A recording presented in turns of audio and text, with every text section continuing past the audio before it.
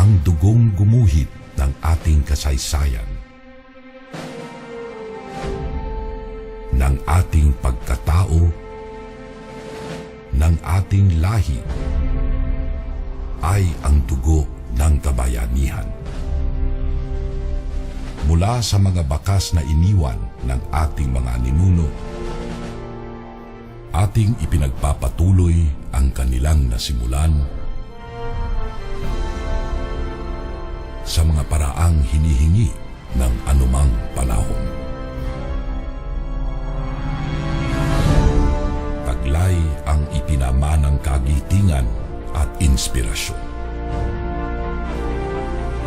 Dahil ang apoy na sumiklab ilang siglo na ang nakalilipas ay nabubuhay pa rin sa atin magpahanggang ngayon.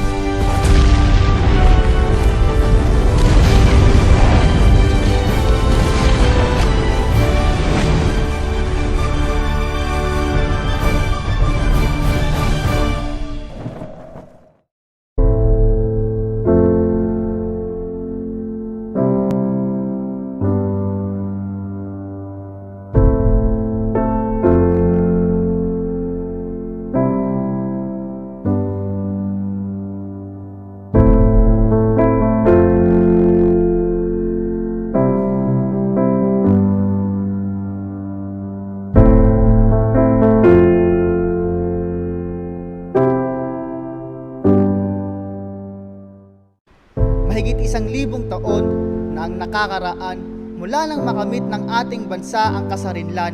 Madaming dugo ang dumanak, mga bahay na nawasak bago natin makamtan ang inaasam na kalayaan. Kalayaan mula sa kamay ng mga dayuhan na labis ng abuso sa ating bansa. Maraming mga pinsala at ang iba'y ginawang alila sa sariling tinubuang lupa. Sa araw na ito, ating muling alalahanin ang kada hiyaw, iyak at ngiti ng taong bayan natin nang itinaas ang bandila na may kulay dilaw, asul at pula, sumasagisag ng pagiging malaya ng Pilipinas na ating sinisinta. Hindi ba't makakamanghang malaman na may taong kayang ibuwis ang kanyang buhay para sa bayan? Ngunit wala nang hihigit pa sa katotohanan na may Diyos na tulad niya ang bumaba sa lupa upang iligtas ako sa aking kahihinatnan.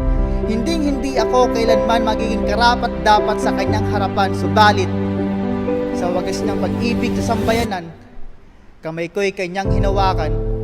Binali ang tali ng kasalanan, binuksan ang kulungan ng makamundong kaisipan. Niyakap ako sa aking karumihan, inibig ako ng hindi kayang tumbasan ninuman. Si Kristo, ang bayani ng buhay ko't kaluluwa. Minulat ako sa madaming bagay na matagal kinabulagan ng aking mga mata. Mga kasalanang ginagawa ko nooy hindi pala maganda. Mga kasalanang dahilan kung bakit sa impyerno ang aking punta. Kay Kristo, natamasa ko ang tunay na kasiyahan.